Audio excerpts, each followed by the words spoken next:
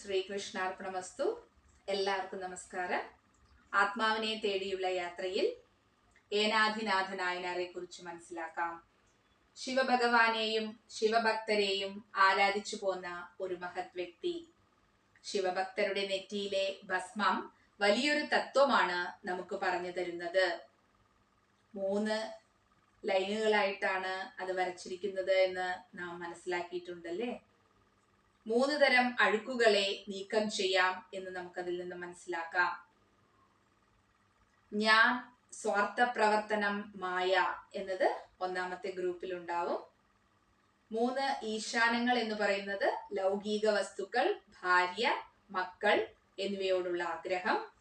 3 വാസനകൾ എന്ന് പറയുന്നത് ലോകവാസന, ദേഹവാസന, ശാസ്ത്രവാസന.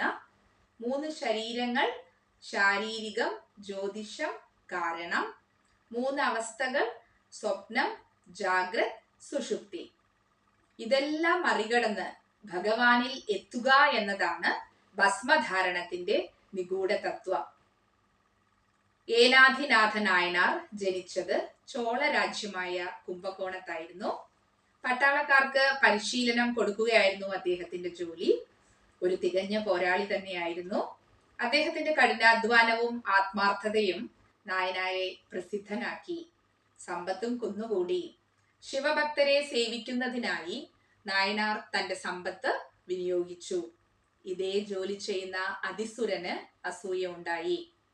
നായനാരെ എങ്ങനെയെങ്കിലും വകവരുത്തണമെന്ന് വിചാരിച്ചു. ഒരു സംഘം ആളുകളുമായി യുദ്ധത്തിലേർപ്പെട്ടു. നായനാർക്കും ഒരു സംഘം ആളുകൾ ഉണ്ടായിരുന്നു. നല്ല പോരാട്ടം തന്നെ നടന്നു. അതിസുരന്റെ കൂട്ടത്തിലുണ്ടായ ആളുകൾ മരിക്കാൻ തുടങ്ങി. അതോടെ അയാൾ തോൽവി സമ്മതിച്ച് കീഴടങ്ങി.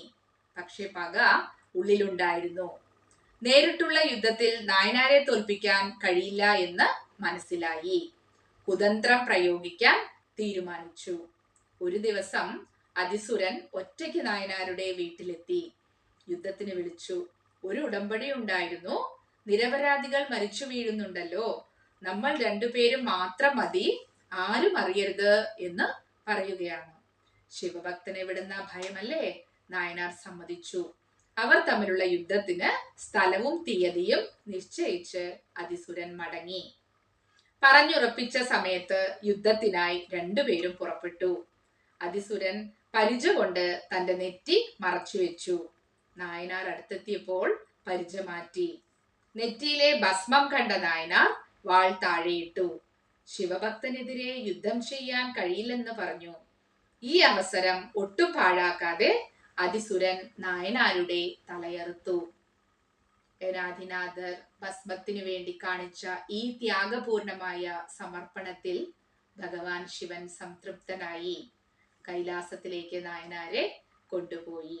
അടുത്ത നായനാരുമായി വീണ്ടും കാണാം. നന്ദി, നമസ്കാരം.